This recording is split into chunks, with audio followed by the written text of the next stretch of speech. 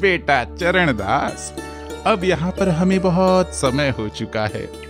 शायद हमें अगले गांव में प्रस्थान करना चाहिए। कुछ नए चमत्कार, कुछ नया आविष्कार जो लोगों के मन को भा जाए। फिक्र मत कीजिए, इस बार कुछ अलग ढंग से चमत्कार मैंने ढूंढ निकाले हैं। आप अपनी पूजा पर ध्यान दीजिए। भगवान दास एक ढोंगी बाबा था जो हमेशा लोगों को मूर्ख बनाकर विज्ञान को गलत साबित करने में लगा रहता था। भगवान हमें शायद धर्मपुर गांव में जाना चाहिए। वहाँ हम हमारे चमत्कारों का असर अच्छे से दिखा पाएंगे। चरणदास, अगर तुमने कहा है तो जरूर यहाँ हम अपना डेरा डालेंगे, पर गांव में नहीं, गांव के बाहर, क्योंकि सही वक्त पे हमें निकलने में आसानी भी होगी। चरणदास और भगवान दास दोनों धर्मपुर गांव के बाहर एक पेड़ के नीचे अपनी झोपड़ी लगाते हैं। एक दिन चरणदास रात के समय गांव में आता है और एक किसान की गाय चुरा लेता है। किसान दूसरे दिन सुबह सुबह गांव की सरपंच रमा के पास जाता है और कहता है, रमा जी, मेरी गाय चोरी हो गई है। पता नहीं किसने चुरा ली। अब मैं दूध कैसे बेचूंगा? मेरा घर कैसे चलेगा? आप बिल्कुल चिंता मत कीजिए, भगवान पर भरोसा रखिए, आपकी गाय मिल जाएगी। हमने सुना है गांव के बाहर कोई बहुत बड़े संत बाबा आए हैं जिनके आशीर्वाद से सबका भला होता है। शायद वो आपकी कुछ मदद करें। वो उस किसान को लेकर गांव के बाहर बाबा के पास आती है और कहती है, हे बाबा, ये गरीब किसान है, इसकी गाय खो गई है, पता नहीं कौन चोरी करके ले गया। क्या आप अपना चमत्कार करके इसकी गाय लौटा सकते हैं? हरिओम हरिओम। अच्छा बच्चा, क्या नाम है तुम्हारी गाय का? बाबा, उसका नाम लक्ष्मी था। तभी अचानक बाबा अपने कमंडल से विभूति निकालकर हवा में फूंकते हैं और जोर से चिल्लाते हैं, लक्ष्मी, तुम्हारे मालिक तुम्हारा इंतजार कर रहे हैं। तुम्हें तुम्हारे मालिक के पास आना होगा। और ऐसा कहते ही गाय किसान के सामने आ जाती है। ये तो चमत्कार हो गया, आप सचमुच महान संत हैं। बाबा, मैं आपसे विनती करती हूँ कि मेरा बेटा बड़ा ही विज्ञानवादी है, उसे इन सब पर विश्वास नहीं है, पर मेरा विश्वास हो चुका है। आप मेरी सहायता करें। बोलो बेटा, क्या विपदा है तुम्हारी? मैं गांव की सरपंच हूँ। मेरे आंगन में एक कुआं है जिसे हमने ढक कर रखा है। पुराने लोग कहते हैं कि उस कुएं में बहुत सारी बुरी आत्माओं का साया है, इसीलिए उसे तंत्र मंत्र से बांधकर उस पर ताला लगा दिया है। पर इसके लिए हमें सारे गांव को उस आंगन में ले जाना होगा और मैं जो पूजा बताऊंगा वो करनी होगी। बाबा, आप जब कहेंगे तब मैं पूजा करने के लिए तैयार हूँ, बस आप आदेश दीजिए।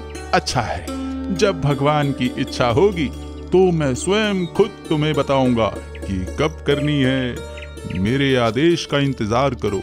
रमा भगवान दास के चरणों का दर्शन लेकर चली जाती हैं। हे भगवान, आज की शुरुआत तो अच्छी हो गई है। दान मिल गया है प्रभु। ये तो तेरा कमाल है। रात में जो गाय चुरा लाया और मेरी आवाज देने पर गाय को तूने छोड़ दिया। वाह, क्या चमत्कार है। हरिओम हरिओम। भगवान दास और चरणदास दोनों मिलकर जोर जोर से हंसते हैं और उनकी बातें रमा का लड़का विजय सुन लेता है। बाबा, मुझे आपका शिष्य बना लो। मैं आपका भक्त हो गया हूँ। उठो बालक, क्या नाम है तुम्हारा? मेरा नाम विजय है। मैं आपकी सेवा करना चाहता हूँ। विजय, जरूर तुम मेरे सेवक बन सकते हो, पर तुम्हें हर बार आदेश का पालन करना होगा। जैसा मैं कहूँगा करोगे क्या? बाबा, मुझे मंजूर है। आपकी सेवा करने के लिए मैं कुछ भी कर सकता हूँ। ऐसा कहकर विजय वहाँ से चला जाता है। दूसरे दिन बड़ी सुबह जल्दी चरणदास भगवान दास को बोलता है, भगवंत, आखिर कब तक यूं छोटे मोटे हाथ मार के रहेंगे?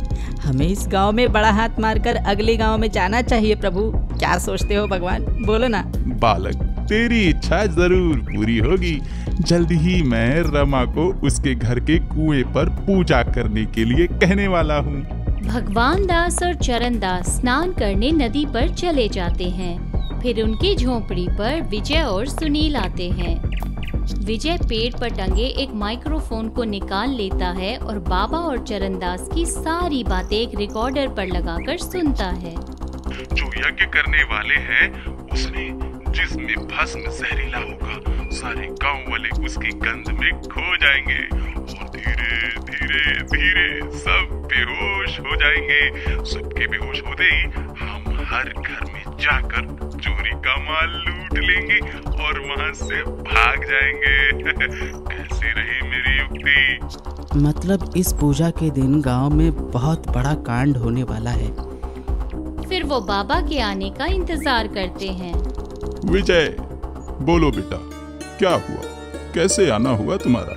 बाबा, मुझे कोई कार्य बताइए, मैं आपकी सेवा करने के लिए तड़प रहा हूँ। हरिओम हरिओम। ठीक है बेटा, जाकर बाजार से ये सामग्री लेकर आओ।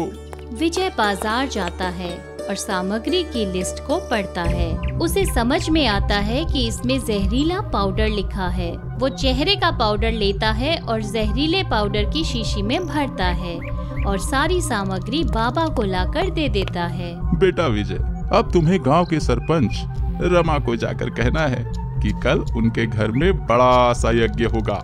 पूरे 2 घंटे ये मंत्र पढ़ने हैं और ये तुम्हें पढ़ने हैं बेटा, क्योंकि तुम मेरे शिष्य हो। तुम ये पूजा सफल करोगे और उस यज्ञ में ये धूप और बाकी सारी सामग्री डाल देना और तुम्हें ये सब एक साथ डालना है। क्या तुम तैयार हो? बाबा, मैं बिल्कुल तैयार हूँ। विजय सारी सामग्री लेकर अपने घर आता है और माँ से कहता है, माँ देखो ना, बाबा ने सारी सामग्री दी है और कल ही यज्ञ करने को कह रहे हैं और खुद ये यज्ञ मैं करूँगा। मैं उनका शिष्य जो बन गया हूँ। अरे वाह बेटा विजय, मेरे मन की इच्छा पूरी हुई। तुम बाबा को मानने लगे, खुद उनके शिष्य बन गए। मुझे बहुत आनंद हुआ। मैं अभी जाकर गांव वालों को न्योता देती हूँ। दूसरे दिन पूजा का वक्त शुरू होता है। सारे गांव वाले आंगन में जमा हो जाते हैं। विजय यज्ञ शुरू करता है और चरणदास छुप छुप कर देखता है। चरणदास जल्दी में फिर गांव के बाहर जाता है और भगवान दास से कहता है, यज्ञ शुरू हो गया है प्रभु, जल्दी से चलो, हमें बहुत सारे गांव में जाकर चोरी करनी है। अरे मूर्ख, तू ऐसे कैसे आ गया? पहले देखना चाहिए था ना कि सारे गांव के लोग बेहोश हुए कि नहीं। अरे भगवान, पहली बार आपने कोई युक्ति बताई। जब आपने उसमें बेहोशी की दवा डाली है तो बेहोश तो होंगे ही ना। भगवान दास और चरणदास गांव के अंदर आते हैं और 1-2 घर की चोरी करते हैं और फिर एक किसान के घर में घुसने वाले होते हैं। तभी अचानक गांव में रोशनी हो जाती है और सारे गांव वाले विजय और रमा के साथ बाबा के सामने आ जाते हैं। विजय, तुम यहाँ क्या कर रहे हो बेटा? मैंने तो तुम्हें यज्ञ करने के लिए कहा था और रमा जी, आपको उस यज्ञ में शामिल होना था, बल्कि सारे गांव वालों को शामिल होना था। बाबा, आपको भी तो गांव के बाहर होना चाहिए था। आप इस समय गांव में क्या कर रहे हैं? वो मेरे यज्ञ का एक भाग है। तभी विजय और सुनील बाबा और चरणदास की माइक्रोफोन की रिकॉर्डिंग टेप रिकॉर्डर पर चलाते हैं और सारे गांव वालों के सामने बाबा का सच ले आते हैं। आपने जहरीली पाउडर डाली ताकि सारे गांव वाले बेहोश हो जाएं, पर मैं एक पढ़ा लिखा इंसान हूँ बाबा। मैंने उस दवाई का नाम पढ़ लिया था। आज तुम अपने ही जाल में फंस गए हो ढोंगी बाबा। रमा और सारे गांव वाले भगवान दास और चरणदास की पिटाई करते हैं और उन्हें पुलिस के हवाले कर देते हैं। हमारी अंधश्रद्धा का बाबा फायदा उठाने चला था। तुम्हारी शिक्षा ने सारे गांव को लुटने से बचा लिया। आज पूरा गांव बर्बाद हो जाता मेरे एक यज्ञ की वजह से। रमा एक लोहे की सलिया उठाती है और कुएं का ताला तोड़ देती है।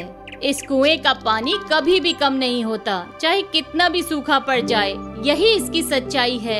यहाँ कोई भूत प्रेत आत्मा नहीं है, ये सबके लिए खुला है। इस तरह विजय की वजह से सारा गांव लुटने से बच जाता है और ढोंगी बाबा का सच सामने आता है। भक्ति इंसान के मन की भगवान के प्रति श्रद्धा है, परंतु पैसे के लालच में किए जाने वाले चमत्कार अंधश्रद्धा का गोरख धंधा है।